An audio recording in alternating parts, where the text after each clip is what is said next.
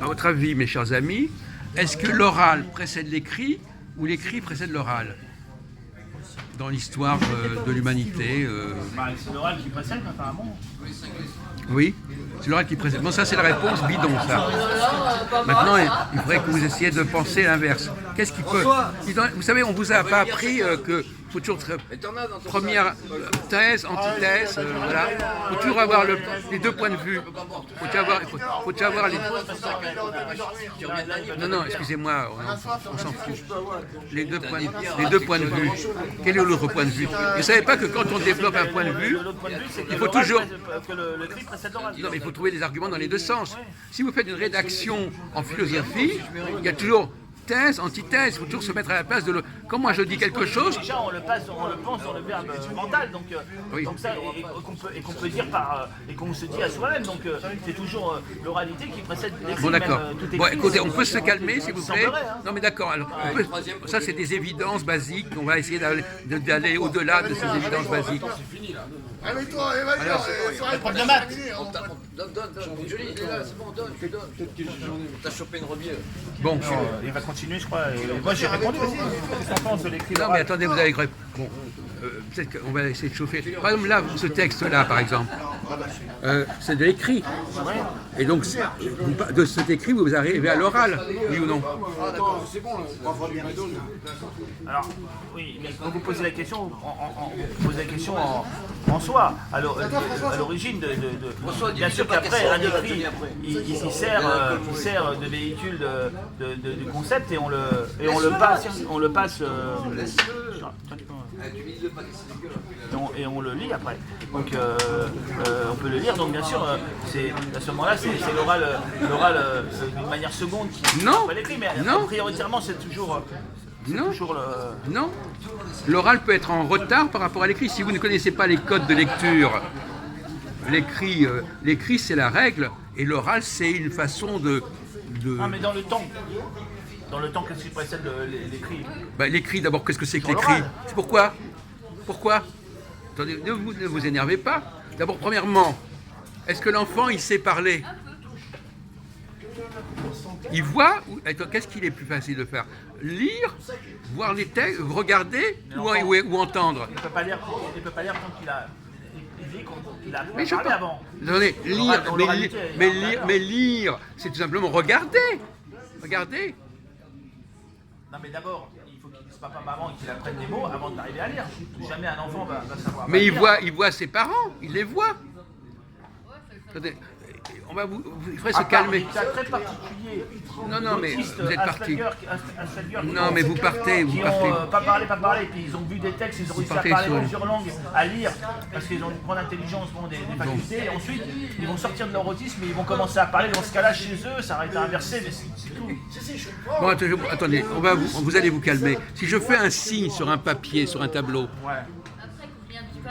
il peut le voir, ce signe. Ouais. Eh bien, il va le reconnaître plus facilement que si je le parle. Ah oui, c'est... Voilà. Ça, on parle pas de l'écriture en tant qu'écriture. Ah mais non, mais je suis désolé. Non, mais vous avez toujours une vision trop étroite des discussions. On vous parle de lire, par exemple, une tablette d'argile, c'est de l'écrit, que je sache ou non.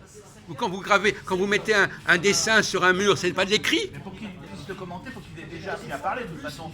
Pourquoi? Parce que s'il n'a pas appris à parler, comment il va exprimer ce qu'il voit? Mais il va, si un idéogramme ou c'est soit il va faire des choses. Il va faire des choses. Pourquoi voulez-vous qu'il parle?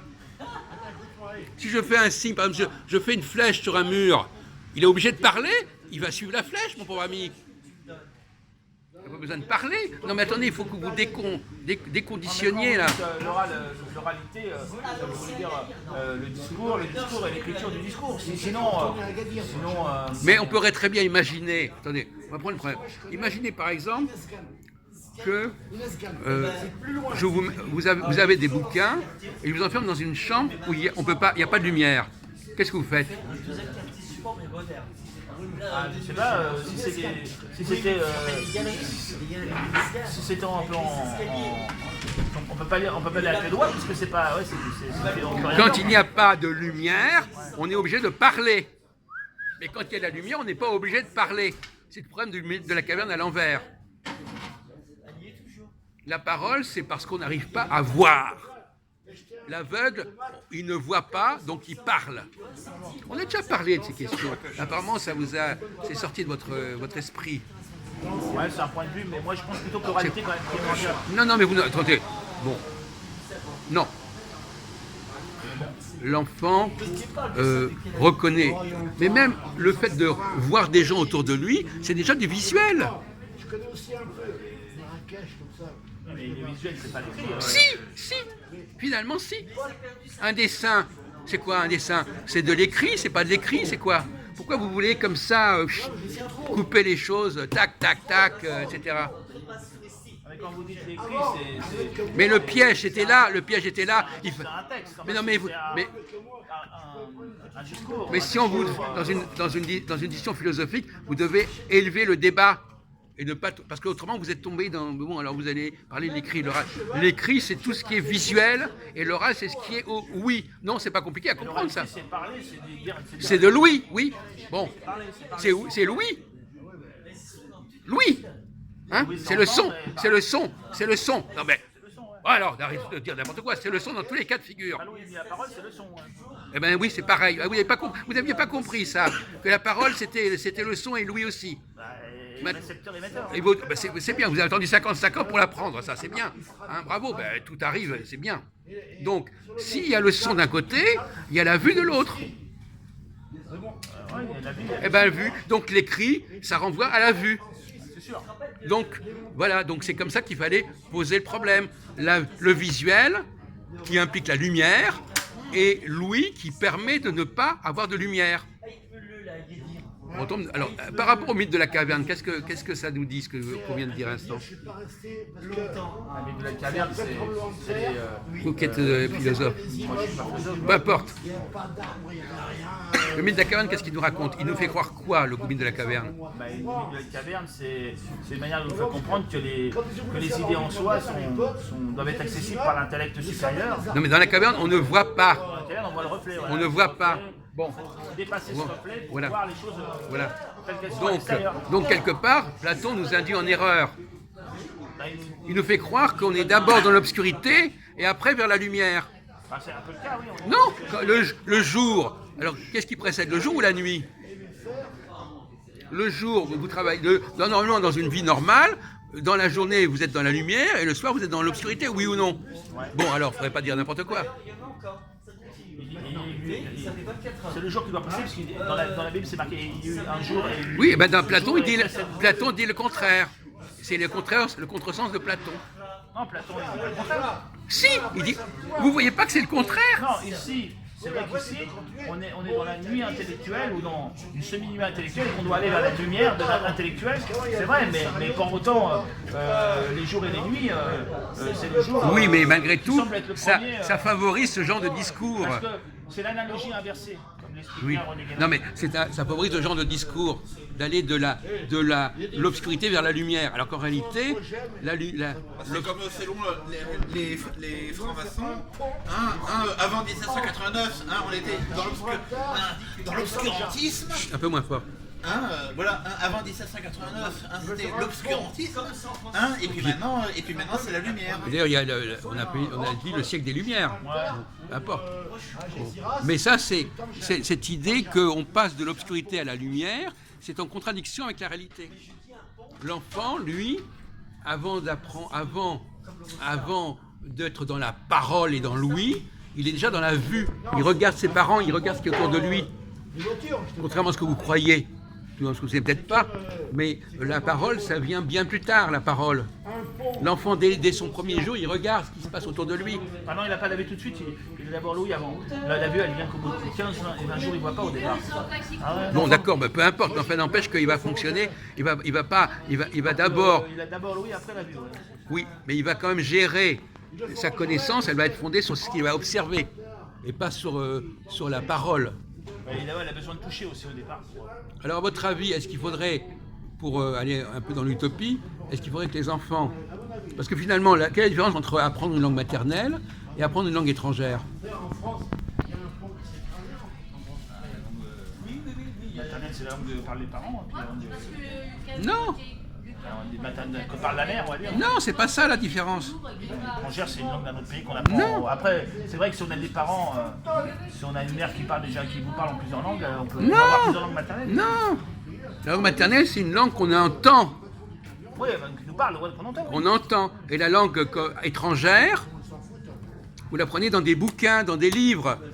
Donc vous passez dans un sens inverse. Il y a de l'oral aussi dans la langue. Non mais oui mais On l'apprend vraiment en écoutant, en parlant. Hein. non. Il n'y a pas du tout la même démarche mentale. Oui, il y a des cours, enfin il y a des écrits bien sûr. Non, mais quand on apprend, en principe, quand on apprend ces langues étrangères, on est déjà beaucoup plus vieux. Mais donc on passe par les livres. La langue étrangère, la langue maternelle, ça. Alors là, il y a un problème avec la langue maternelle parce qu'effectivement, parce que d'une certaine manière, la langue parlée, on en a parlé tout à l'heure, la langue parlée est une langue corrompue par rapport à la langue écrite, puisqu'il y a des codes qui se perdent, puisqu'il y a des constructions qui se perdent, qui ne sont pas respectées. Donc l'oral est forcément inférieur à l'écrit. Si pas l'oral, comment ?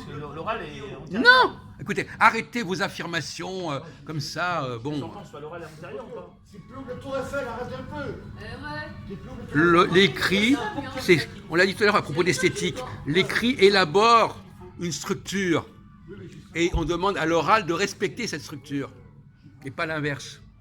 Oui, à un niveau très basique peut-être, mais d'une manière générale, c'est le contraire. L'écrit est le guide. D'ailleurs, la preuve, c'est que le français écrit est beaucoup plus cohérent que le français oral. Il y a des tas de codes qui sont clairement indiqués au niveau de l'écrit et qui ne sont pas du tout respectés au niveau oral. Donc on apprend une langue complètement tordue. La langue parlée est une langue tordue. À moins d'imaginer une langue qui reviendrait vers l'écrit. Mais comment peut-on régénérer une langue, à votre avis ? Comment peut-on régénérer une langue ? Comment peut-on régénérer la langue orale ? En la reliant à la langue écrite. Non, mais c'est la langue écrite qui est la norme, en fait. Contrairement à ce que vous pourrez croire. Et surtout en français, en particulier. Il y a un retour sur comme la réflexion, c'est vrai. Non, mais par exemple... D'abord, il faut penser pour pouvoir réfléchir. Il faut d'abord être pour pouvoir prendre... il faut d'abord penser il faut d'abord être pour pouvoir penser. Il y a une réflexion. Là, c'est pareil. D'abord, c'est l'oral, puis il y a une réflexion. Non. L'oral se sert de l'écrit pour conserver sa pureté. Non, mais ça, c'est ce que vous avez appris. Vous répétez des choses que vous avez appris quand vous aviez 15 ans, mais c'était passé, ce genre de discussion. C'est pas comme ça que ça se passe. Maintenant, on s'aperçoit que c'est l'écrit qui est déterminant et l'oral qui essaye péniblement et laborieusement de reproduire l'écrit sans succès. On en a parlé, vous n'étiez peut-être pas là quand on a fait toutes les discussions sur la prononciation du mot fruit. Il y a des tas de mots comme ça qui sont très mal prononcés. Vous connaissez tous les codes qu'on a qui sont en pratique dans l'écrit, il y en a la moitié qui ne sont pas respectés à l'oral. Donc l'oral est une corruption de l'écrit.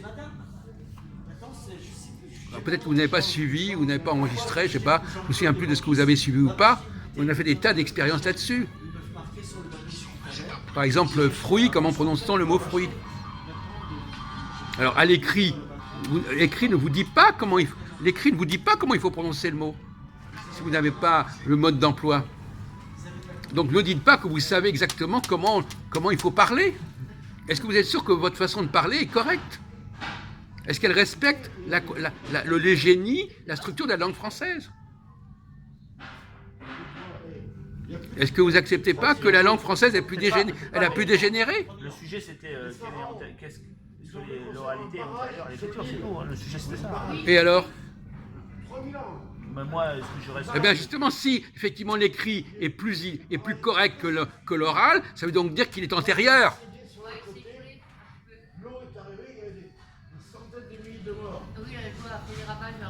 Il faut rattacher. Bon, vous n'avez pas suivi toutes les discussions qu'on a eues sur la prononciation des mots, etc. Vous n'étiez pas là ? On a fait des tas d'expériences là-dessus, en montrant que dans de très nombreux cas, les codes de lecture étaient oubliés en français, à l'oral, alors qu'ils étaient bien présents à l'écrit. Ça vous a échappé, ça. L'écrit est plus fixiste que Vous, l'oral, vous- vous croyez par exemple que la façon dont le français actuellement est parlé est correcte? Alors on a montré qu'il y avait des tas d'anomalies, qu'il y avait des tas de choses qui avaient disparu. Par exemple, pourquoi le son oi a disparu en français? Alors il s'écrit oi, mais on le prononce wa au lieu de oi, comme dans oyer. Donc vous voyez bien que la langue orale, elle est complètement corrompue par rapport à la langue écrite. Mais ça revient à ce qu'on disait tout à l'heure sur l'esthétique. Vous avez oublié ça. La langue, elle ne se développe pas seulement de façon fonctionnelle. Les nouveaux mots, on les parle d'abord avant de les écrire dans le dictionnaire. Ils rentrent dans le dictionnaire après avoir été parlés pendant un petit moment dans la phrase. Il semblerait. Mais c'est secondaire. On parle des règles de prononciation de l'écrit. C'est bon. sympathique.